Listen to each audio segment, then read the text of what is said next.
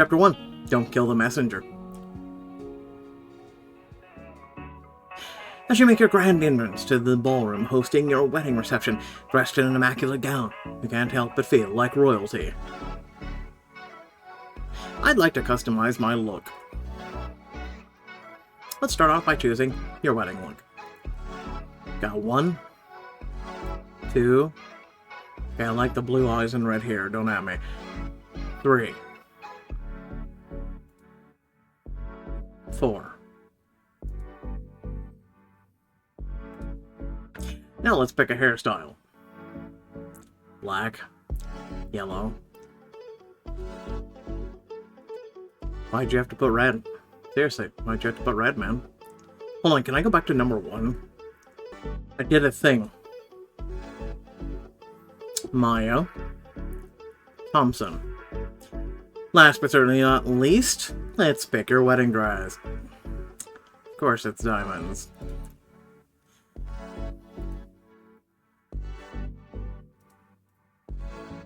I think I'm just fine with number 1, I'm gonna be honest with you. Number 1 just seems fine.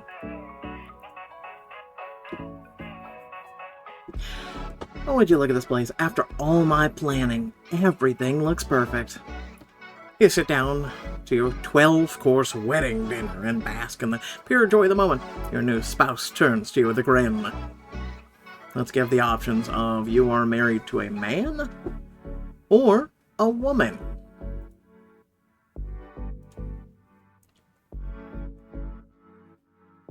Let's see customizable options. 1, 2, 3, like in the eyes. Let's see the female options just for a quick second for all of you who are wondering.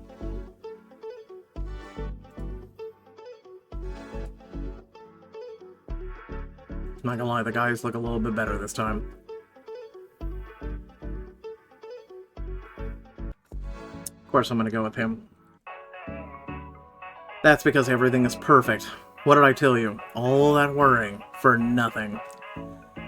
All that worrying got us this beautiful night, and got you, me, you're welcome. He stroked your cheek with a gentle hand, and as his gaze travels the length of your body, warmth floods your system. Have I mentioned you look incredible? Only about 1,000,000 times? Well, consider this 1,000,001. He leans in as his voice lowers, his mouth grazes the shell of your ear, sending a shiver down your spine. You look incredible, and the second of all these people leave, you're mine. John, you sure you can handle all of this? Because I've been reserving some of my best moves in preparation for this day. Oh, is that right? Mm-hmm. You lean back to look at him, catching the playful glint behind his eyes. When all these people leave, I'm going to take you back to the bridal suite and blow your mind, Mr. Tatum. I just need to know whether or not you're ready for that. I've been ready since the moment I saw you walk down the aisle. As you take in the sincerity of his face, your heart swells, filling you with so much emotion you can barely breathe and you clear your throat. Well, something tells me my grandmother would not appreciate the show. Are you kidding? She'd be lucky to have survived the show. The things I want to do to you are not for the faint of heart. Prove it. With pleasure. He leans in to cover your lips with a kiss. Only to hear someone gently clear their throat, you look up to see your wedding coordinator nearby. I hate to interrupt, but it's time for your speech. You take the microphone from her, and as you and John climb to your feet, the soft murmur of your guests' conversations quiet. I promise I'll keep this short and sweet. John and I wanted to thank you all so much for coming and sharing in this day with us. Anyone who knows me knows that 10 months ago I wasn't exactly marriage-minded. I just landed a government contract for a huge project, and I was so focused on not screwing it up that, well, I screwed it up immediately. Around you, the crowd chuckles, and you turn to look at John. The day of an important meeting, I realized I was missing a permit, so I swung by City Hall to get it reprinted, and they had no record of my document. Thankfully, this incredible man came to my rescue and sweet-talked the clerk into getting a rush on my paperwork, and the rest is history. Not just our history, but our future, too. It's no secret that none of my family could be here tonight. They had doubts about us, about how quickly everything happened.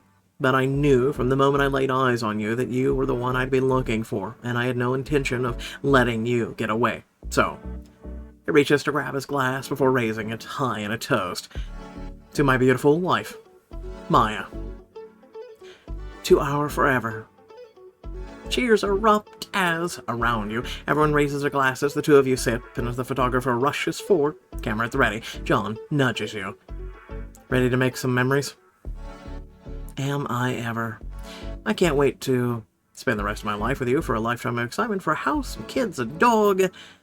Spend the rest of my life with you. I have the love some people spend their whole lives looking for, and I don't need anything else.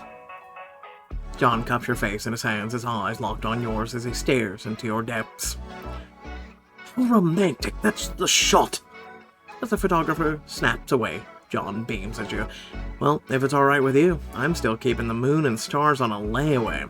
You deserve the best. And I've got it right here. You pull him into a deep kiss, the crowd cheers, and as you look at your friends and family all gathered to share in this new step in your life, you can't help but notice a stranger standing near the back of the room, watching intently. Hello, Mr. Bond. Hey, do you know that guy? Because he's sure is staring like he knows us. John follows your gaze just in time to see the man disappear into the crowd, and you watch his expression tightens ever so slightly. I think that's my cousin. Well, that's a good thing, right? Someone from your family is finally making an effort? Maybe. More likely he's here to start drama. Either way, I'd better go check. John takes your hand in his, kisses your knuckles before heading after the stranger. Minutes later, your coordinator rushes up to you. Maya, is John coming back anytime soon? It's almost time to cut the cake. He'll be right back. He's just saying hi to his cousin. Looks like his family might be coming around. It looked like a very different conversation to me, so much so that they ended up taking it out into the hall. Her worried expression is enough to put you in a pit in your stomach, and you excuse yourself to find them. You weave through the hallways of the mansion until voices draw your attention to a secluded room. You don't have to do this. You're lucky I'm sparing her.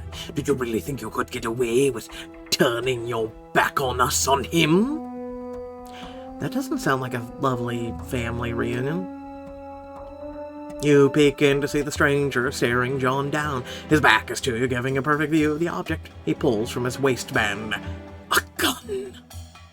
He casually screws on a silencer before leveling the weapon at John. But to your surprise, John doesn't so much as flinch. That's just it. None of this is about him, it's about her. It's never about her. You made it about her when you shirked your responsibilities, and now Victor has sent me with a message. The man cocks the weapon, and your heart jumps into your throat. For your disobedience, you will pay the ultimate price. Oh my god, he's gonna kill him. I've got to do something. I've got to help. I've got to... Before you can finish the thought, John becomes a blur of motion, slamming his fist into the man's throat. The man releases the gun, clawing at his neck for air. John wastes no time snatching the weapon out of the air and pressing it to the man's temple. I got a message of my own for Victor. The gun goes off, the man crumbles to the floor in a heap. You. Huh? Your eyes fall to the man on the floor, lifeless, his blood pooling around him, and as a noise slips from your lips, John's head jolts up. Maya, I swear it's not what it looks like. Drops the gun, takes a step towards you. The man answers. I mean, the guy did pull the gun out first. We saw it all. You stagger back, out of his reach, heart pounding. Then what is it, John? Because from where I'm standing, you have a man's brains on the tux you married me in. Immediately swipes at the clothes, brushing off stray bits of human being that now lay at his feet.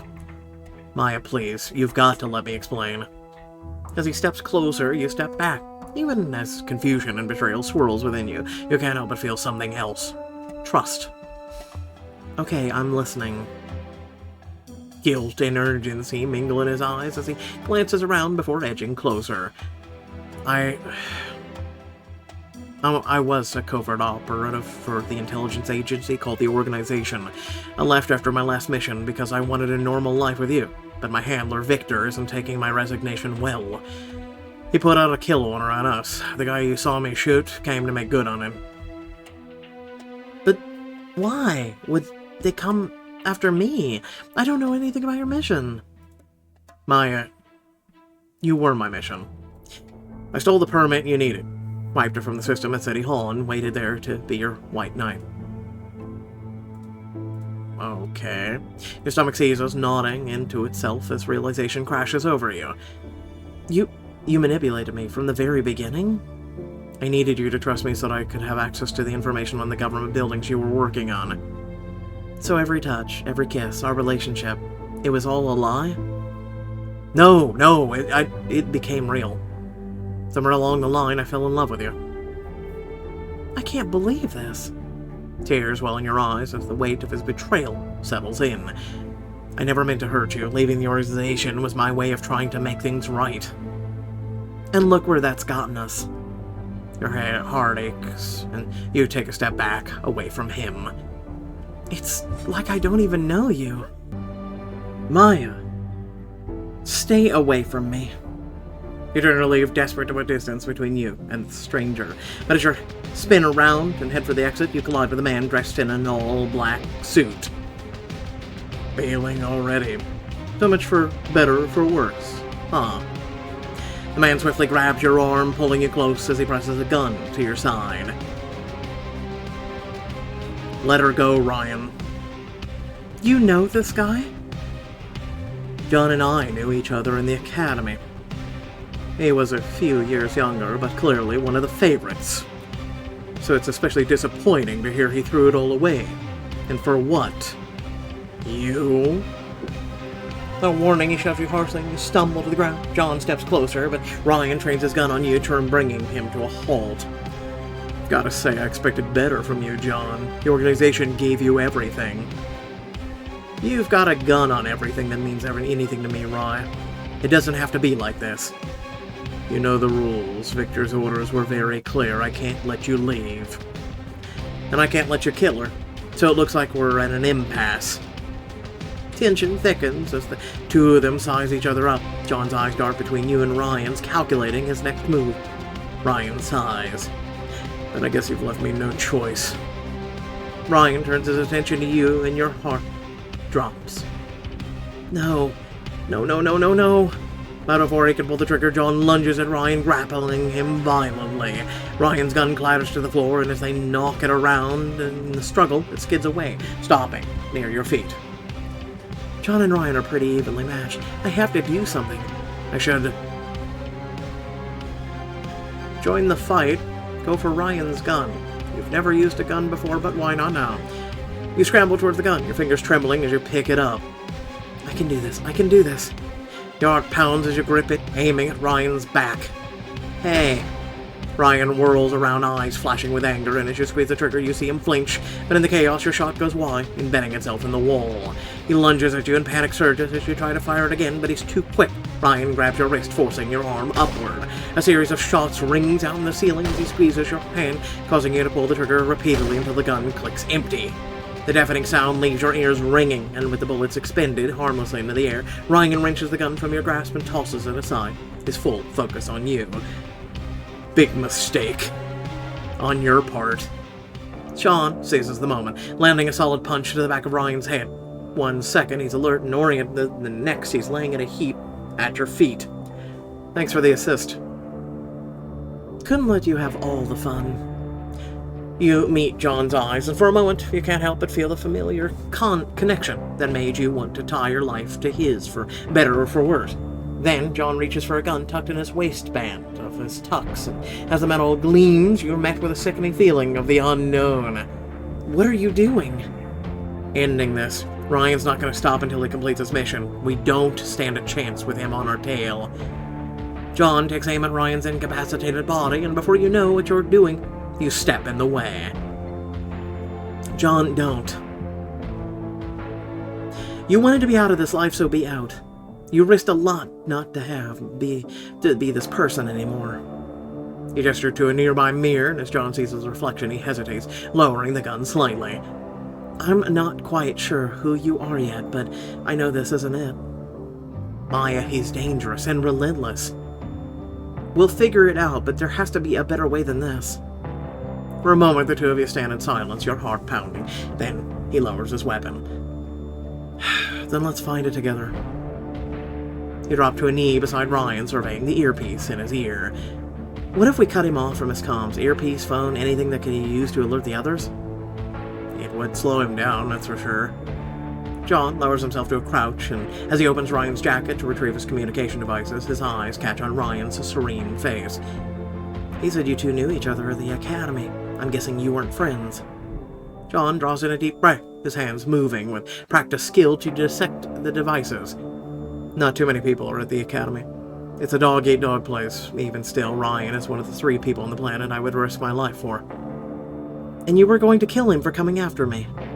Your words come out as an astonished whisper. John looks over at you, the barest hint of a smile curving his lips. Maya, do you really have no idea the power you hold over me? The atrocities I'd commit for you? His gaze is strong, unwavering, and though the intensity behind his words is enough to make you shiver, you can't help the warmth that floods your system at the sentiment. John shoves himself to his feet, his face determined. There's no way that fight didn't draw attention. We need to move. He holds out a hand to you, and without a moment's hesitation, you take it. Lead the way. John nods, but as you try to follow after him, your heel catches on the hem of your gown, and you stumble and your dress tears.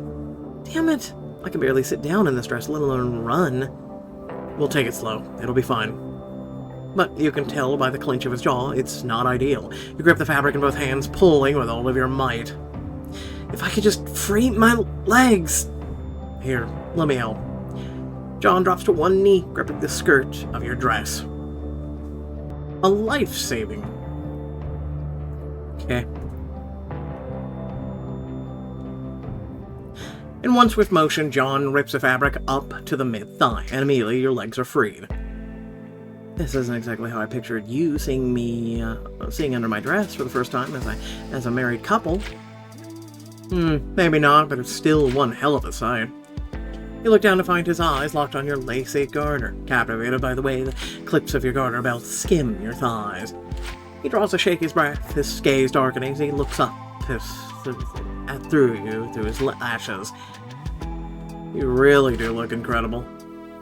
A flush swarms you. Despite yourself, you can't help the smirk that tugs at your lips. 1,000,002. He clears his throat and stands, staring his eyes away from your thighs. If it's any consolation, I've got a wedding present for you. He offers you his gun, his face solemn. I'd feel better if you had some way to defend yourself. Throughout the book, you'll be given the opportunity to add accessories that will help you gain skills you need to survive. Equip his pistol now to learn to get a lesson in shooting. Really.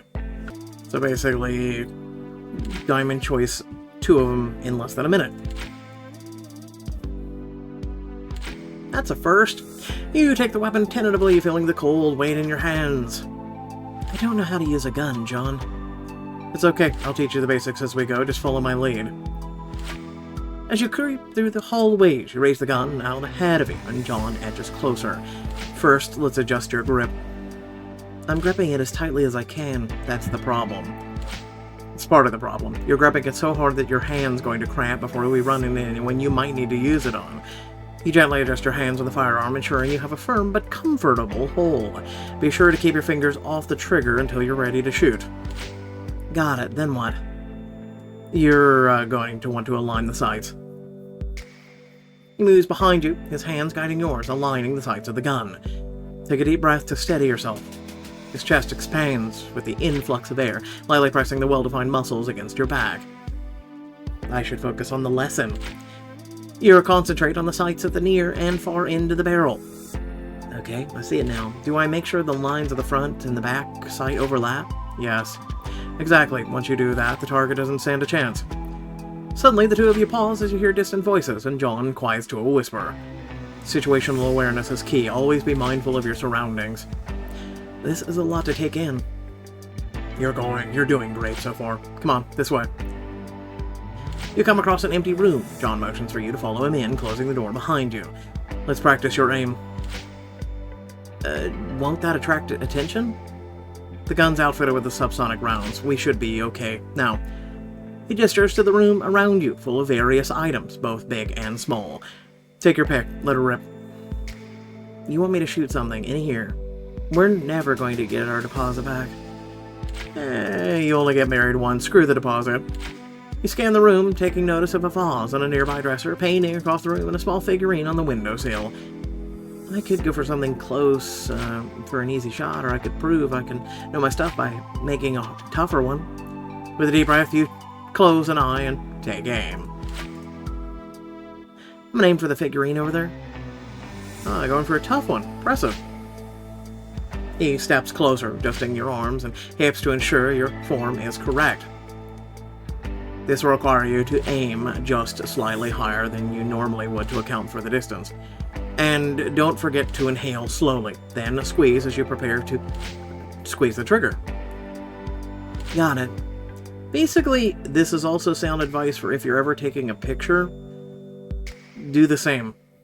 Not even kidding, it actually does help. You know your eyes focusing intensely on the space just above the distant object. And a second after the gun sounds, the bullet nails the figurine, sending it cascading to the floor. I did it! Without thinking, you launch yourself into his arms, and he squeezes you tight before setting you back down on the floor. I knew you could. Your body rages with a whirl of confusing feelings, but you can't deny the heat that fills your belly as he meets your gaze. And it's for that reason you pull away. We should probably keep going. Right, this way. You proceed cautiously, but as you creep through the hallway, the sounds of the bustling wedding are replaced by distant screams and a chill down your spine. It's coming from the ballroom. The operatives are around my family. The best thing we can do is for them to leave. What are you talking about? We can't just abandon them. You surge ahead, heading for the ballroom, but John grips your arm. Maya, the operatives are only here for us. The sooner we leave, the sooner everyone will be safe, but we've got to go now. But as the sound of footsteps and shouts grow louder, John grips your hand firmly, his eyes darting as he quickly assesses the best escape route. This way. He leads you down a dimly lit corridor, his eyes scanning every corner, every shadow. His movements are precise, his focus unshakable. It's like I'm seeing a whole new side of him, or maybe this is who he really is. Suddenly, he pulls you against him as he crouches behind an end table, his arms around your waist protectively. What are you... John covers your mouth, using his head to gesture at a group of operatives in the next hallway, their voices low and tense. He's worried we're going to get caught. I should sway, squirm, stay completely still. Huh? You hold your breath, willing every muscle to stay still as you listen in on their plans. They're going to be around here somewhere, split up. Half of you go upstairs, the rest cover the exits. You leave, oblivious to your presence, or they leave, and you breathe out a sigh. John glances down at you, a hint of approval in his eyes. Not bad. Now, we know exactly where not to go. I'm following you, Bond. You proceed down the corridor, but as you turn a corner, an operative blocks your path. Stop right there! I like the new characters. He lunges, a knife glinting as it slices across John's back. John! He staggers, blood soaking his tux jacket and shirt. A surge of determination floods through you, and you draw the gun he gave you. Leave him alone. You take a deep breath and steady your trembling hands and fire. Not seconds later, the shot hits the operative squarely and he collapses in a heap. You freeze. The weight of what you've just done bearing down on you. John reaches out to help you lower your weapon. He's still breathing, right? Please tell me I didn't... We don't have time to check, Maya. We have to keep moving. What's important is he won't be following us, okay? You gape, your mouth opening and closing as you try to process until finally he moves to block your line of sight. Okay. You nod blindly, and without another word, John grips your arm, pulling you until you're down the hallway and the operative is out of sight. You follow him out into the garden.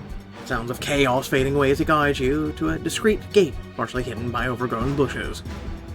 This way. The path beyond is shaded, winding, providing natural cover, and before you know it, you make your way into town, find the streets abuzz with life despite the late hour. John reaches for your hand. What do you think you're doing? Blending in, one of the operatives is standing right behind us. What? Are you sure? John gives a slight nod, pulling you over to an outdoor market. He grabs a pair of sunglasses and puts them on your face, then positions you in the mirror to see a woman in all black behind you. What do we do? The human eye tends to skip over displays of public affection. It doesn't have to be much, just enough to make her feel awkward for looking too long. Seriously? As you contemplate, you notice the woman turning in your direction. Freeze and Blaze link arms, kissing. He is your husband, after all. Just as her eyes land on you, you lean in, your body pressing into John's familiar shape, and as your eyes sink closed, his lips find yours. You mouse slot together perfectly, and you can't help but open to him, the warmth and smell of him drawing you in. But the accompanying pang in your heart makes you pull away, leaving John chasing the kiss until you part. Breathless, he rests his forehead on yours. For the record, I'm still mad at you. Duly noted. Still, thanks for that. Don't get carried away. It was just one kiss. Maybe, but you trusted me enough to go through with it. Baby steps, right? Your stomach seizes with a wash of hope in his eyes, and suddenly overwhelmed with a rush of emotion, you pull back, letting the world fall back into place around you. Right. Out of the corner of your eye, you see the operative pass by, not giving you a second glance, and you hastily step away. John leads you to a parked car and skillfully jimmies the lock until the door pops open. They teach you carjacking at the academy? Right after Tax Evasion 101. Now get in before someone notices. You give the crowd a quick scan, but no one's paying any attention. As you climb in, John drives away casually, blending in with the traffic. You left without a trace. Wedding edition! I think we're in the clear. The city lights blur as the distance between you and danger grows, and the farther you get, the bigger the rush of fear and exhilaration whirls up through you. I can't believe we made it. Is this how you felt going on missions? More or less. The size of the rush depends on the mission, but there's always a rush. It's addicting.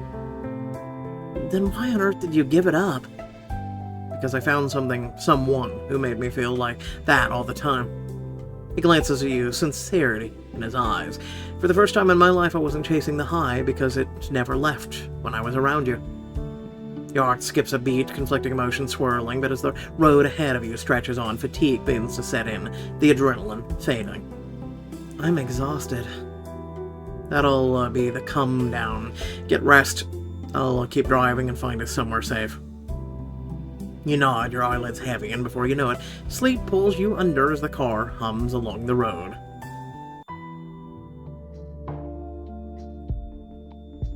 The jostling in the car wakes you as it creeps over a gravel driveway. Blinking sleep from your eyes, you watch as John parks behind a dilapidated house, its walls worn and paint peeling. Oh, this is cozy. Where are we? I know it's not exactly the honeymoon suite, but my friend's emergency safe house is one place I know we won't be found, for a while at least. John disappears inside, and you see his shadow moving through the rooms swiftly, checking corners, windows, ensuring it's secure. Finally, he returns and motions for you into the living room, the weight of unspoken words heavy between you until he breaks the silence. I'm sorry, Maya. For what? Pretending to be someone you weren't for months? I'm flat out lied to in my face, like I'm some kind of idiot, stood up in front of my entire family. Voice breaks, and John meets your gaze. His anguish burns bright. I didn't want to. I had to. I know. To keep all this from happening, well, guess what? It's happening. Now only I was completely blindsided. Why would you do this to me? Because if I told you I could have lost you, and that wasn't an option, I couldn't bear it. You manipulated me from the start. Hell, at this point, I'd be surprised if John was even your real name. He opens and closes his mouth, gaping like a fish, and your heart drops. It isn't, is it? John shakes his head, and inside you feel the emotional dam inside you break. Just tell me, was any of this real? In response, he reaches into the inside of his tux jacket and pulls out a strip of photos. Your breath catches as you recognize it. the photo booth strip of our first date at the county fair. We are real, Maya. I've carried this with me every day for the last 10 months as a reminder of that. You take the strip, staring at the images. In the first photo, you're both smiling shyly, hesitant. The second shows you laughing together, the awkwardness melting away. And the third, he's making a silly face while you look at him amused. But it's the final shot that captures a moment where you're both gazing at each other, a deeper connection evident. I remember this day. The excitement, butterflies, the feeling I'd met someone special. Now, I can't help but feel drawn to you. I barely knew you then and managed to fall in love with you. Maybe I could do it again. Maybe it's good enough for me. You look up at him, his eyes searching. But why would I want to, after everything you've put me through? Because what we had was real, and I want to make it real again. Let's start over. Ask me anything. I'll tell you the truth. No more secrets. You can finally know the real me. He made his eyes searching for sincerity. Anything? Alright, because I want to know everything. Duh. Like your name, for starters. Consider me an open book. He opens his arms wide and you take a deep breath, considering where to begin. This is an opportunity to uncover the man behind the secrets. I've got to see if there's even a future for us together. I'll ask about John's past. Tell me about your childhood. Where did you grow up? A little bit of everywhere, really. I've been in 6 group homes by the time I was 10, so you could say I bounced around a lot. That must have been hard growing up without parents. It was, but it taught me to adapt, to survive. Ultimately, I think that's why the organization recruited me. They knew I didn't have anything to lose and everything to gain. Ask about how we got here. What made you join the organization? They offered me a purpose, a chance to make a difference. At least that's what I believed at the time. And now what? Now, I see what's lurking beneath the surface. Your life isn't your own anymore. You belong to the organization down to the marrow. His regrets. Do you have any past regrets? At the risk of scaring you off, plenty. I've lied, stolen, He trails off as guilt colors his features. You let your imagination run wild. I think I can read between the lines there. I've done a lot of stuff that I'm more than a little ashamed of, Maya, but if I could go back and change it, I don't know that I would. Because every misstep led me to meeting you. Whether I meant anything to him. What's your favorite memory of us? As you cross your arms and await the answer, he studies you. You're asking like you don't believe I have one. Maybe I don't. So this is a test. One you're failing more and more by the second. Tick-tock. Pauses for a moment and then smiles. I guess I'd have to say the night we danced under the stars. No music, just us. He takes your hand in his and pulls you into his arms just the way he did that night. You wore that yellow sundress, and I swear to you, if you told me the world rose and set because you said so, I'd have believed you. You can't help the smile that forms on your lips, even as you pull away. Always the charmer. Can you blame me? The low rumble of your stomach erupts, and John chuckles. We never did get to eat the chicken cordon bleu the venue was so famous for. Please tell me this place has something edible in it. Why don't we go see? Curiosity piqued, you follow him into the safe house's modest kitchen to find a sparse but functional setup. He opens a cupboard, inspecting the content. Not exactly a gourmet selection, but maybe we can make something work. As you find a package of cookies, you can't help but smile. This reminds me of our first date at the county fair. We were so hungry we ate more fried food than anybody should have in a lifetime. And you were more adamant that fried Oreos were the pinnacle of culinary achievement. You raise an eyebrow playfully. Because they were, and are, pure bliss in every bite. Fried Oreos. Okay. Pure sugar, more like. Don't act all high and mighty, Mr. Caramel Apples. You couldn't get enough of them that night. You declared them your favorite of all time. A flicker of something crosses his face, realization mixed with dread. Actually, that was part of my cover. Are you kidding me? You know, you could have kept that to yourself, dude. Back then, I was cautious about sticking to my cover story. I didn't want to reveal personal details that could compromise me. So I didn't even really know your favorite because you were protecting your cover. I wanted to be honest, but I couldn't risk it at the time. You let a moment of silence pass as you process this, and then... So what's your real favorite? Elephant ears. What the hell are elephant ears? The giant fried dough with cinnamon sugar? Exactly. It's simple, but it reminds me of happier times. Why don't we make some? I could use a taste of nostalgia. You mix the ingredients as John works on the stove, and you can't help but heave a sigh. It's a little weird realizing how many little things I didn't get to know about you. If it's any consolation to know everything about you. As if on cue, he lifts an elephant ear out of the oil, tops it with crusted Oreos before turning to offer you a bite. Figured we could have the best of both worlds. An idea sparks in your mind, and a playful smile tugs at your lips. Open up. Feed me a bite. Feed me a bite. Please. Oh, expecting me to serve you now. Well, you did say you wanted to make things up to me. Too true. He brings a piece to your lips, and you drop your jaw opening to him. The sweetness of the bread coats your tongue, followed by the warmth of the chocolate cookie bites. But as you swallow them down, you suckle at his fingers, watching the desperation on his face build. This is amazing. Hell yeah, it is. The kitchen around you feels warm, and as you feel yourself start to let down your walls, you remember that you have no idea who the man in front of you really is. So, am I ever gonna get to know your real name? Tell you what, why don't you guess? Bro. Oh. Why do I feel like Alex is such a stereotypical spy name? I'm going with something different, just to throw you all off. You just look like your name should be Billy. Ah, I got it in one. He smiles, extends his hand as you take it. He pulls you in closer until you're inches away. You chose to get to know Billy. My name is Billy Shaw. I am your husband, the same man you've laid beside, confided in, and loved. And I'm looking forward to telling you everything you could ever want to know about me, Miss Shaw. He gives your hand a little shake, and the gesture warms your heart. Finally, it feels like you're taking a step in the right direction, and you give an earnest shake back. It's nice to meet you, Billy. But before you can say another word, the cold click of a gun's safety echoes in the quiet room.